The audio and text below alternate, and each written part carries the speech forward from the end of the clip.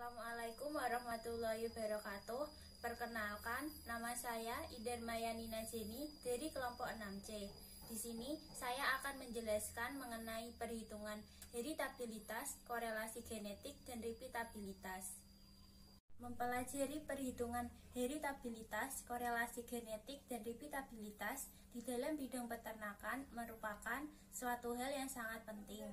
Karena dengan mempelajari perhitungan tersebut, kita dapat melakukan perbaikan mutu pada ternak melalui proses seleksi, sehingga didapatkan ternak dengan kualitas dan produktivitas yang optimal. Tujuan dari praktikum ilmu pemulihan ternak yaitu agar mahasiswa dapat mengetahui cara perhitungan nilai repeatabilitas, korelasi genetik, dan heritabilitas, serta dapat mengetahui kegunaan dari parameter heritabilitas, korelasi genetik, dan repeatabilitas secara aplikatif. Manfaat dari praktikum ilmu pemulihan ternak yaitu agar mahasiswa dapat melakukan pemilihan bibit unggul pada ternak melalui perhitungan heritabilitas, korelasi genetik, dan repeatabilitas, serta dapat membedakan tingkat produktivitas ternak melalui nilai heritabilitas, korelasi genetik, dan repeatabilitas. Heritabilitas merupakan sebuah ukuran untuk menentukan tingkat kesamaan antara induk dengan anaknya. Pada praktikum kali ini, kita akan melakukan perhitungan mengenai nilai heritabilitas indeks bentuk telur. Langkah pertama yang harus kita lakukan yaitu membuat tabel rekapitulasi data dari indeks bentuk telur seperti tabel yang tertera pada layar. Setelah itu, kita melakukan perhitungan faktor koreksi. Faktor koreksi didapatkan dari rumus Y titik kuadrat dibagi N titik dan didapatkan hasil 113.276,84. Selanjutnya, kita mencari jumlah kuadrat antar pejantan atau JKS. JKS didapatkan dari rumus sigma I YI titik kuadrat dibagi NI dikurangi dengan FK dan didapatkan hasil JKS sebesar 60. Lalu, kita mencari jumlah kuadrat antar anak dalam pejantan atau JKW. JKW didapatkan dari rumus sigma I dikali sigma K dikali Y kuadrat IK dikurangi dengan sigma I YI titik kuadrat dibagi dengan NI dan didapatkan hasil JKW sebesar 106,39. Selanjutnya, kita mencari derajat bebas antar pejantan atau DBS. DBS didapatkan dengan rumus S dikurangi dengan 1 dan didapatkan hasil DBS sebesar 3. Lalu, kita mencari derajat bebas antar anak dalam pejantan atau DBW. DBW didapatkan dari rumus N titik dikurangi S dan didapatkan hasil DBW sebesar 16. Kemudian kita mencari kuadrat tengah antar pejantan atau KTS. Nilai KTS didapatkan dari rumus JKS dibagi dengan DBS dan didapatkan hasil KTS sebesar 20.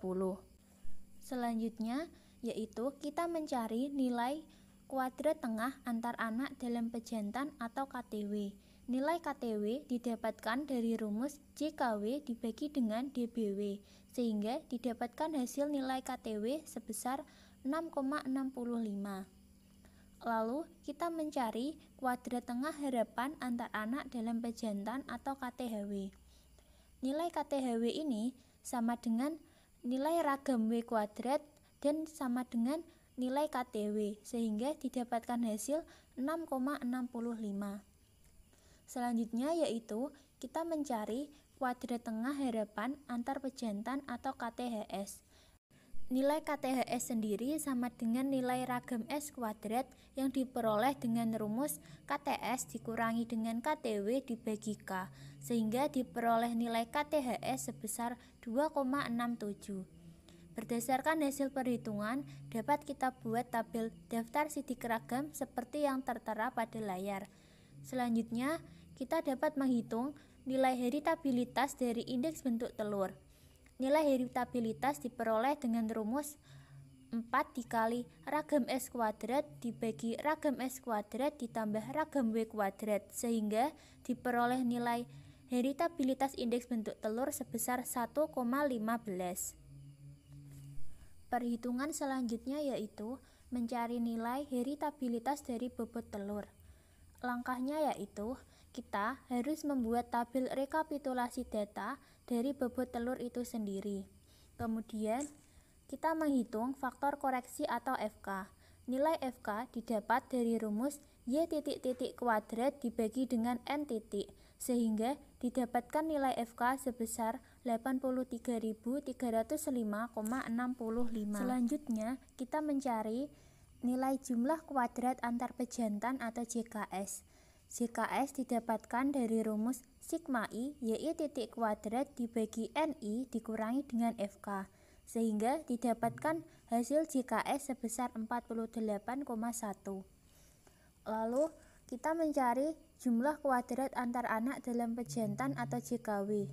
Nilai JKW didapatkan dari rumus sigma I dikali sigma K dikali Y kuadrat IK dikurangi dengan sigma I YI titik kuadrat dibagi NI, sehingga diperoleh nilai JKW sebesar 65,3.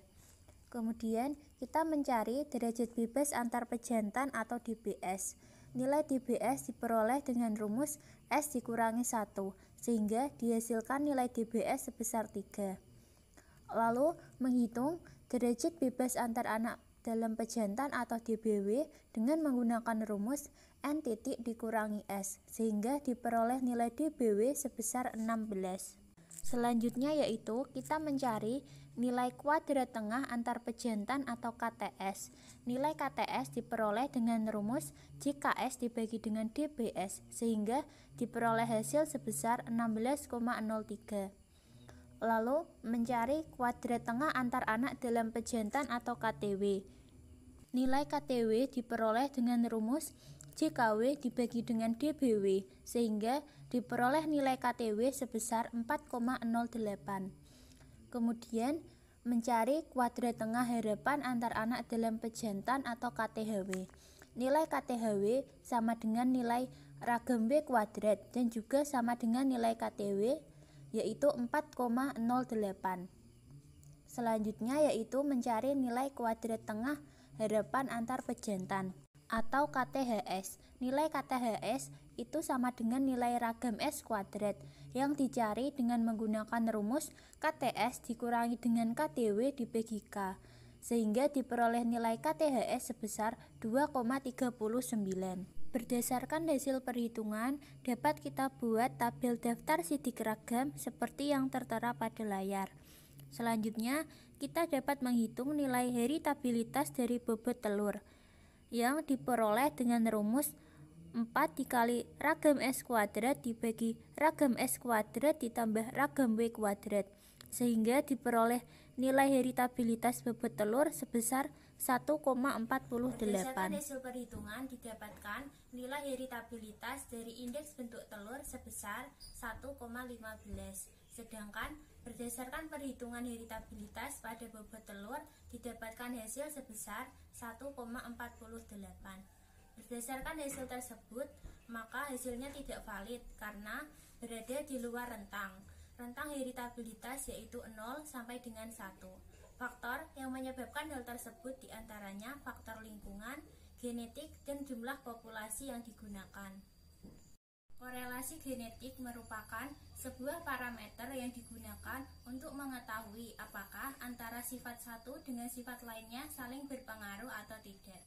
Perhitungan selanjutnya yaitu mencari nilai korelasi genetik antara indeks bentuk telur dengan bobot telur. Yang pertama yaitu kita buat tabel rekapitulasi datanya terlebih dahulu seperti yang tertera pada layar. Selanjutnya kita hitung faktor koreksinya. Dihitung dengan menggunakan rumus X titik dikali Y titik dibagi dengan N titik, sehingga dihasilkan faktor koreksi sebesar 97.142,17. Selanjutnya yaitu mencari nilai jumlah hasil kali antar pejantan atau JHKS. Nilai JHKS diperoleh dengan rumus sigma I XI titik dikali YI titik dibagi NI dikurangi dengan FK, sehingga diperoleh nilai JHKS sebesar 52,94.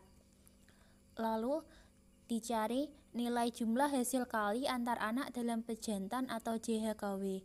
Nilai JHKW diperoleh dengan rumus sigma I dikali sigma K dikali XIK dikali YIK dikurangi dengan sigma I XI titik dikali YI titik dibagi dengan NI, sehingga diperoleh nilai sebesar 72,88. Selanjutnya, kita cari derajat bebas antar pejantan atau DBS. Nilai DBS diperoleh dengan menggunakan rumus S dikurangi 1, sehingga diperoleh nilai DBS sebesar 3. Selanjutnya yaitu mencari nilai derajat bebas antar anak dalam pejantan atau DBW. Nilai DBW diperoleh dengan rumus N titik dikurangi S, sehingga diperoleh DBW sebesar 16. Setelah itu, kita mencari hasil kali rata-rata antar pejantan atau HKRS dengan menggunakan rumus JHKS dibagi dengan DBS, sehingga diperoleh nilai HKRS sebesar 17,65. Kemudian kita cari hasil kali rata-rata antar anak dalam pejantan atau HKRW dengan rumus JHKW dibagi dengan DBW, sehingga diperoleh nilai HKRW sebesar 4,56. Selanjutnya yaitu mencari nilai hasil kali rata-rata harapan antar anak dalam pejantan atau HKRHW. Nilai HKRHW ini sama dengan nilai KOV dan juga sama dengan nilai HKRW, sehingga diperoleh nilai sebesar 4,56. Lalu dicari nilai hasil kali rata-rata harapan antar pejantan atau HKRHS. Nilai HKRHS ini sama dengan nilai KOV-S yang diperoleh dengan menggunakan rumus HKRS dikurangi dengan HKRW dibagi K, sehingga diperoleh nilai sebesar 2,62. Berdasarkan hasil perhitungan, dapat kita buat tabel daftar sidik ragam seperti yang tertera pada layar. Lalu, kita dapat menghitung korelasi genetiknya dengan menggunakan rumus 4 dikali KOV-S dibagi dengan akar 4 dikali ragam S kuadrat X dikurangi dengan 4 dikali ragam S kuadrat Y, sehingga diperoleh nilai korelasi genetik antara indeks bentuk telur dengan bobot telur sebesar 1,04. Berdasarkan hasil perhitungan didapatkan nilai korelasi genetik sebesar 1,04. Hasil tersebut tidak valid karena berada di luar rentang.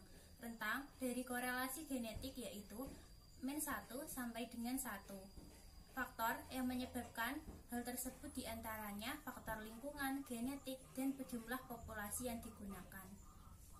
Repeatabilitas merupakan korelasi antara periode produksi saat ini ke periode produksi berikutnya.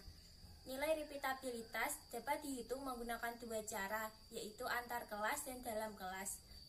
Perhitungan yang pertama yaitu mencari nilai repeatabilitas IBT antar kelas. Caranya yaitu kita buat tabel rekapitulasi dari IBT 1 dan IBT 2 terlebih dahulu. Setelah itu, kita hitung nilai repeatabilitasnya menggunakan rumus yang tertera pada layar, sehingga diperoleh nilai repeatabilitas IBT antar kelas sebesar 0,77. Perhitungan selanjutnya yaitu mencari nilai repeatabilitas bobot telur dalam kelas. Caranya, kita buat tabel rekapitulasi data terlebih dahulu dari bobot telur 1, bobot telur 2, dan bobot telur 3, seperti yang tertera pada layar. Setelah itu, kita hitung faktor koreksinya. Faktor koreksi didapatkan dari rumus Y titik kuadrat dibagi dengan M titik, sehingga diperoleh faktor koreksi sebesar 142.717,73.